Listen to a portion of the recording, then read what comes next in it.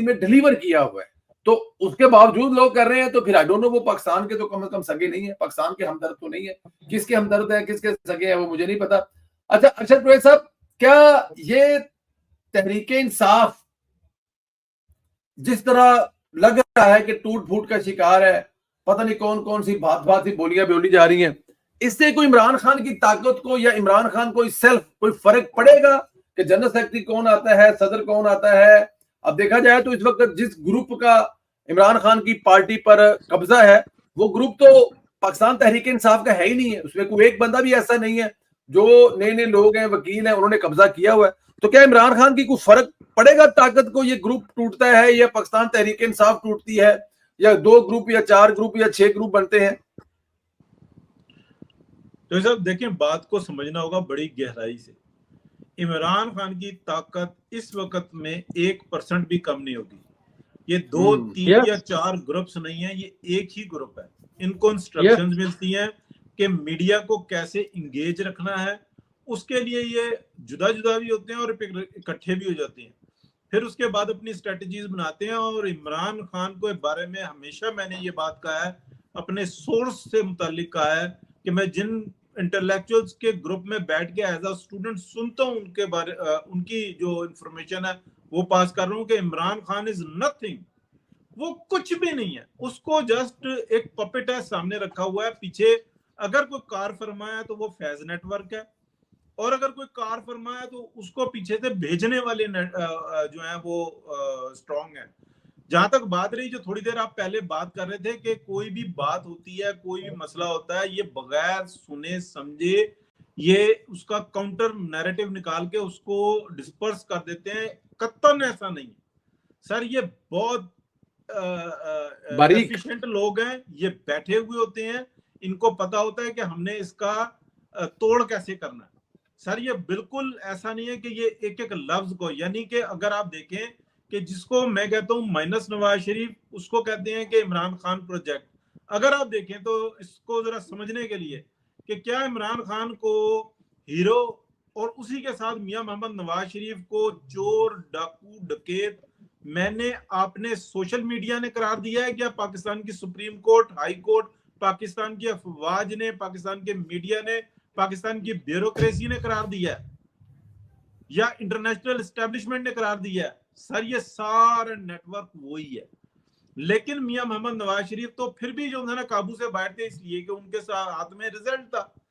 अंदर से मार लगी, किसी को शौके वजारते उज़्मा चढ़ाई गई और फिर वो आगे बढ़े और उन्होंने वो काम कर दिया जो करना नहीं चाहिए था, जिसपे ऊपर मेरे से इख्तलाफ होता रहे। ये मेरी अपनी राय है, मेरा अपना सोर्स है, मैं इस बात का जिम्मेदारी उठाता हूं कि मैं ये बात कह रहा हूं। लेकिन दूसरी तरफ आप देखें कि इमरान खान उसका भूत कैसे सिर पे चढ़ाया कि आज एक बात का डर लगता है, ये डर लगता है कि इमरान खान की उसकी बहन के साथ कोई वीडियो ना आ जाए, ये यूथी अपनी बहनों पे चढ़ दौड़ेंगे। सर ईमान का, यकीन का उसके साथ रिश्ता ऐसा बनाया, हमारे मीडिया ने बनाया है, हमारी कोर्ट्स ने बनाया है। जिस तरीके से ये जो इमरानडूस जजेस हैं उसकी वकालत कर रहे हैं, सुप्रीम कोर्ट ऑफ बैठे हुए पूर्ण जजेस जिस तरीके से उसकी वकालत कर रहे हैं, उसके केस को सीधा कर रहे हैं, क्या इस चीज का असर आप समझते नहीं है कि पाकिस्तान की अवाम के ऊपर क्या है? क्या जो डॉक्ट्राइन आई थी उसके अंदर ये चीज नहीं थी कि पाकिस्तान के अदालती सिस्टम को बहरान का शिकार करना है, उसके ऊपर से अवाम का एतमाद खत्म करना है? कैसे होगा? शैतान इब्लीस का जब बुत टूटता है ना तो सब कुछ टूट जाता है। पार्लियामेंट की इज्जत रोली, फौज को क्या अवाम के हाथों जलील करवाना है। 2019 में मैं क्या यही वर्ड्स नहीं दोहरा रहा था कि ये प्रोग्राम है? तो मैं नहीं दोहरा रहा था, मैं कोई बड़ा इंटेलेक्चुअल नहीं हूं, मैं तो कहीं से पढ़ता हूं, सुनता हूं, देखता हूं, मैं वो आगे यहां पर बयान कर देता हूं। मेरे अंदर कोई, और जितने व्लॉग्स हैं हमारे, जितने प्रोग्राम है, ये एसएमटी गवाह है, क्यों 2-3 महीने के बाद मेरी बातें सच हो जाती हैं? 80-90% तो होती हैं। तो ये बात है कि मैं नहीं हूं, अल्लाह ना करे, सिर्फ मैं ये बता रहा हूं कि इस चीज को समझे। ये सुप्रीम कोर्ट ऑफ पाकिस्तान में ये इंट्रा पार्टी इलेक्शन का केस कोई केस नहीं है। सुप्रीम कोर्ट ऑफ पाकिस्तान कह रही है यार तुम जाओ, एक नोटिस देते हैं, दूसरी बार कहते हैं, तीसरी बार कहते हैं, तुम जाओ एक ड्रामा करके ले आओ। ये इलेक्शन मुनक्किद किया, इमरजेंसी में किया, ये सारा हिसाब किताब था, ये 4 पेपर्स हैं, हम ऑर्डर कर देते हैं कि इलेक्शन कमीशन ऑफ पाकिस्तान इसको बल्ले का निशान इशू करे। अच्छा, फिर वो भी सब चले जाते हैं, वो कहते हैं कि अच्छा तुम आजाद भी लड़ रहे हो, तुम्हारी जो रिजर्व सीटें हैं हम उसकी जमानत देते हैं, रिकॉर्डिंग भी मौजूद है, नोट्स भी लिखे हुए हैं। ये जाके कहते हैं कि जनाब हम नजरियाती है कि वो कौन सी है पीटीआई, उसके हिस्से हैं, फिर वहां से सर्टिफिकेट देते हैं हम आजाद हैं, फिर आगे सुप्रीम कोर्ट ऑफ पाकिस्तान के सामने खड़े जाते हैं, फिर मनांडू जजेस और दूसरे लोगों को देखो वो किस तरीके से झाग उड़ा रहे हैं। मतीउल्लाह जान इतनी इज्जत कमाई, हसनात मलिक इतनी इज्जत कमाई, और जी माले गनीमत कौन सा माले गनीमत? अगर जिस दिन ये कोर्ट ने फैसला दे दिया ना, इस प्रेशर में आके कि ये जो मुंतखब हुए हैं ये गलत है, ये सही है, उस पर एतराज हमें भी है कि ये क्या किया था कि एक ऐसे शख्स को हीरो किसने बनाया था। 2024 का इलेक्शन किस तरीके से रिग हुआ है, सबसे ज्यादा ज्यादती पीएमएलएन के साथ हुई, उसके बाद मौलाना फजलुर रहमान के साथ हुई, और किसके साथ नहीं। पीपल्स पार्टी को उसी तरह से फैसिलिटेट किया गया जैसे 2013 में किया था, 2018 में किया था, और पीटीआई को भी उसी तरह से फैसिलिटेट किया गया। आप देखें जो लुटे हैं उनके साथ क्या हो रहा है। मौलाना भी इस वक्त में अगर उल्टे सीधे गलत हाथ पैर चला रहे हैं तो हम उनसे शिकवा गिला नहीं कर सकते।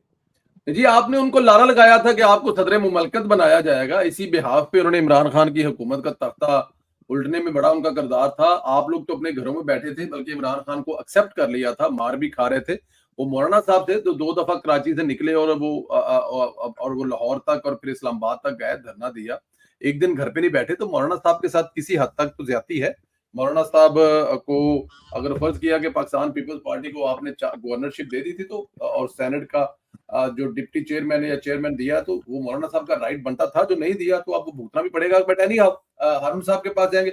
और सर मुझे जरा आखिर में ये भी बताइएगा, बजट का बड़ा रोला है कि बजट में बड़े जुल्म और ज्यादतियां की गई हैं।